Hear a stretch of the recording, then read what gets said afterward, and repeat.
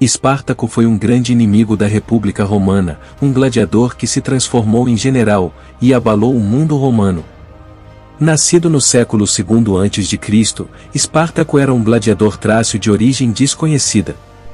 Acredita-se que talvez ele tenha sido um desertor do exército romano e forçado à escravidão.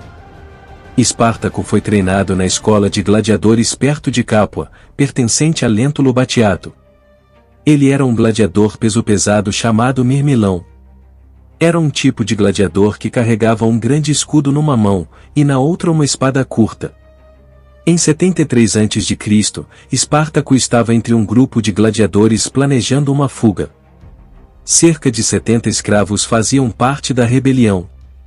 Embora poucos em número, eles capturaram utensílios de cozinha, abriram caminho para se libertar da escola e apreenderam vários vagões de armas e armaduras de gladiadores. Os escravos fugitivos derrotaram os soldados enviados atrás deles, saquearam a região ao redor de Capua, recrutaram muitos outros escravos para suas fileiras, e, eventualmente, retiraram-se para uma posição mais defensável no Monte Vesúvio. Após estarem livres, os gladiadores fugitivos escolheram Espartaco, e 2 escravos gauleses, Crixus e Enomal, como seus líderes. Embora os autores romanos assumissem que os escravos foragidos eram um grupo homogêneo com Espartaco como líder, eles podem ter projetado sua própria visão hierárquica da liderança militar na organização espontânea, reduzindo outros líderes escravos a posições subordinadas em seus relatos. Essa rebelião deu início à Terceira Guerra Servil.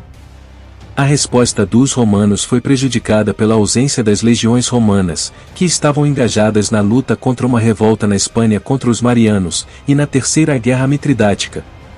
Além disso, os romanos consideravam a rebelião mais uma questão de policiamento do que uma guerra. Roma despachou uma milícia sob o comando do pretor Caio Cláudio Glabro, que sitiou Espartaco e seu acampamento no Monte Vesúvio, esperando que a fome forçasse Espartaco a se render.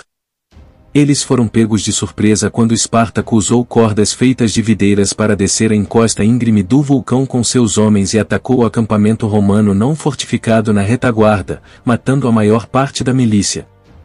Os rebeldes também derrotaram uma segunda expedição contra eles, quase capturando o comandante pretor, matando seus tenentes e apreendendo o equipamento militar. Devido a esses sucessos, mais e mais escravos se juntaram às forças de Espartaco, assim como muitos dos pastores da região, aumentando suas fileiras para cerca de 70.000. Em seu auge, o exército de Espartaco incluía muitos povos diferentes, incluindo celtas, gauleses e outros. Devido à guerra social, de 91 a 87, algumas das fileiras de Espartaco eram compostas por veteranos da legião romana. Os escravos rurais viviam uma vida que os preparava melhor para lutar no exército de Espartaco. Em contraste, os escravos urbanos estavam mais acostumados à vida na cidade e eram considerados privilegiados e preguiçosos. Nesses conflitos, Espartaco provou ser um excelente estrategista, sugerindo que ele pode ter tido experiência militar anterior. Embora os rebeldes carecessem de treinamento militar, eles demonstraram uso habilidoso de materiais locais disponíveis e táticas incomuns contra os disciplinados exércitos romanos. Eles passaram o inverno de 73 e 72, treinando, armando, equipando seus novos recrutas, e expandindo seu território de invasão para incluir as cidades de Nola, Nuceria, Túrio e Metaponto.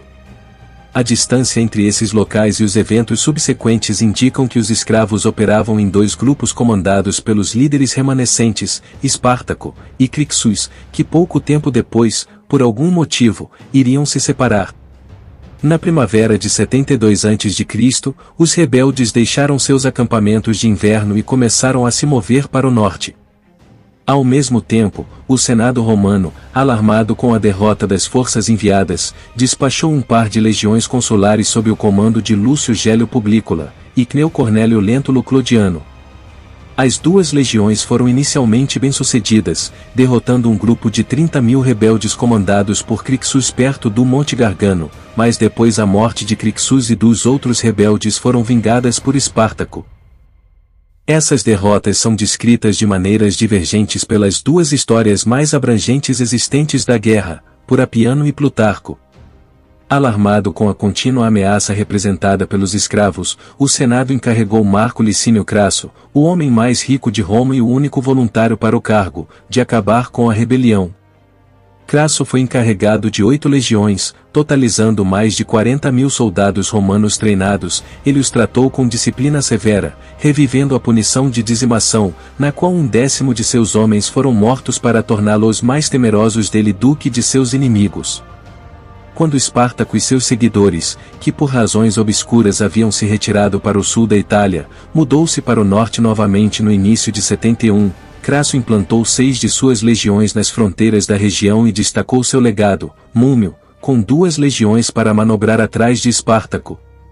Embora ordenado a não enfrentar os rebeldes, Múmio atacou em um momento aparentemente oportuno, mas foi derrotado. Depois disso, as legiões de Crasso foram vitoriosas em vários combates, forçando Espartaco a ir mais para o sul através da Lucânia, enquanto Crasso ganhava vantagem. No final de 71 a.C., Espartaco estava acampado em Régio, perto do Estreito de Messina. Espartaco sabia que quanto mais tempo ficasse no coração da Itália, pior seria a reação dos romanos, pois, logo os romanos chamariam as legiões que estavam em guerras estrangeiras, e isso poderia significar o fim da revolta de Espartaco. De acordo com Plutarco, Espartaco fez um acordo com piratas cilícios para transportá-lo, junto com cerca de 2.000 de seus homens para Sicília, onde pretendia incitar uma revolta de escravos e reunir reforços. No entanto, ele foi traído pelos piratas, que aceitaram o pagamento e depois abandonaram os rebeldes. Fontes menores mencionam que houve algumas tentativas de jangada e construção de navios pelos rebeldes como um meio de escapar, mas que Crasso tomou medidas não especificadas para garantir que os rebeldes não cruzassem para a Sicília, e seus esforços foram abandonados. As forças de Espartaco então recuaram em direção a Régio. As legiões de Crasso seguiram, e, ao chegar, construíram fortificações através do istmo em Régio, apesar dos ataques dos rebeldes. Os gladiadores agora estavam sitiados e sem suprimentos. Nessa época, as legiões de Pompeu retornaram da Espanha e receberam ordens do Senado de seguir para o sul para ajudar Crasso. Crasso temia que o envolvimento de Pompeu o privasse da glória por derrotar o próprio Espartaco. Ao saber do envolvimento de Pompeu, Espartaco tentou fazer uma trégua com Crasso. Quando Crasso recusou, Espartaco e seu exército romperam as fortificações romanas e se dirigiram para Brindisi, com as legiões de Crasso em sua perseguição. Quando as legiões conseguiram capturar uma parte dos rebeldes separados do exército principal, a disciplina entre as forças de Espartaco quebrou quando pequenos grupos atacaram independentemente as legiões que se aproximavam. Espartaco então mudou suas forças e trouxe toda a sua força para enfrentar as legiões em uma última resistência, na qual os rebeldes foram derrotados completamente, com a grande maioria deles sendo mortos no campo de batalha. A batalha final que viu a suposta derrota de Espartaco em 71, ocorreu no atual território de Senerchia na margem direita do rio Sele. Nesta área, desde 1899, foram encontradas armaduras e espadas da época romana. Plutarco, Apiano e Floro afirmam que Espartaco morreu durante a batalha, mas Apiano também relata que seu corpo nunca foi encontrado. 6.000 sobreviventes da revolta capturados pelas legiões de Crasso foram crucificados ao longo da Via Ápia, de Roma a Capua. Apesar de sua derrota, Espartaco nunca foi esquecido. O homem que de soldado virou escravo, de escravo virou gladiador, e de gladiador se transformou em um general de um imenso exército, que abalou a República Romana. Talvez, foi a maior ameaça ao coração de Roma desde Aníbal. Muito obrigado a todos vocês que assistiram até aqui, espero que tenham gostado. Se gostou, deixe seu like e compartilhe com o máximo de pessoas que puder, e não esqueça de nos seguir no Instagram. Conto com vocês, fiquem com Deus e até o próximo vídeo.